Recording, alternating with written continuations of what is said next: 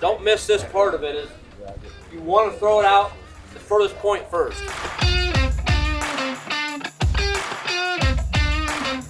We don't want to toss it right here. On my first pass, like when we're throwing it out there, we probably ought to throw about 3 of them on right away. Okay, that's where people screw up. They don't throw enough at the very beginning. Okay, and then by the time they get the second one on, it's already kind of getting hard, and it's harder to float in. Like a baseball player, we want to throw parallel to the slat and try to get as low as possible. See how when I do that, I'm throwing it, I'm gonna work my way back. You don't want to throw more out there. I've seen people throw red out there and stuff, and it looks like it was a crime scene, like somebody got murdered. I always like to pick colors that are like far enough apart that they don't blend in together, but also enough contrast that you can see. And you don't want to throw all at the same angle.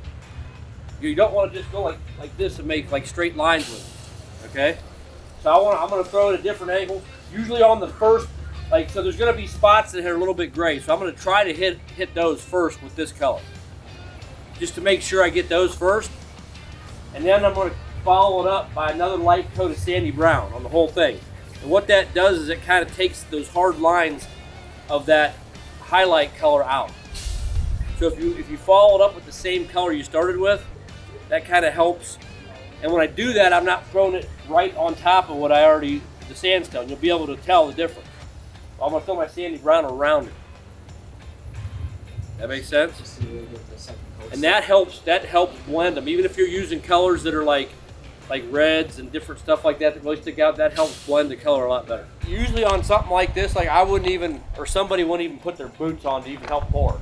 You'd have probably three guys, 3 or 4 guys pouring, and I would just start cutting border in right away and throwing color. You cannot sacrifice texture. So when it's ready to stamp, you've got to be on it, okay? Because if you sit there and try to pour this whole thing out with 3 guys, and then you come back here and start throwing color harder, you're going to fail. You've got to have somebody that can drop back and start that stuff. I see people do that, and it drives me crazy. They just don't have enough help, so they have to pour, and there's nobody that can drop back. So by the time it's time to come back here, it's already ready to stamp, and you haven't even started throwing color hardener yet. You guys see that trick? It goes right in that groove like that. You can actually do this by yourself if you have to. If you pull this, don't let that drag right down in there, because that's what messes it up. If you lift this up a little bit like this, and I can kind of slide it. I'm not watching back there, because it's going to follow that. I'm watching right here.